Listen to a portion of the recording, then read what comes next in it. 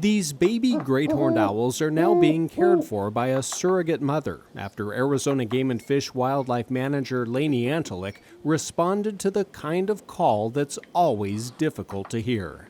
So in this particular situation, we received an anonymous tip that a man had shot a great horned owl. It was a nesting pair, and they did have 4 nestlings in the nest that they were taking care of.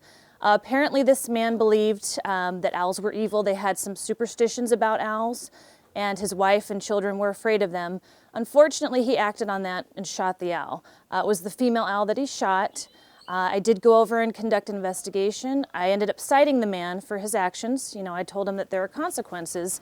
These are federally protected birds, and then we had to decide at that point what we were going to do with the nestlings. So Dad was still sticking around and taking care of the babies, being a good papa.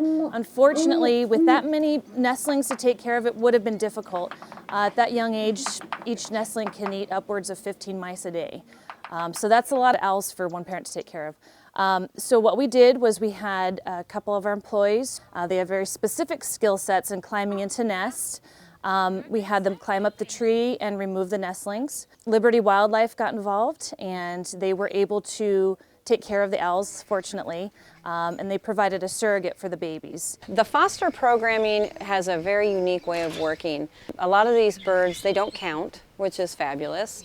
And with these moms, they're moms that are by themselves, and they lay. The need comes and they lay these eggs on their own, so we know we have infertile eggs, and you just basically, you pull the eggs and you put a baby in its place, and it's like it hatched, and they start immediately taking care of them.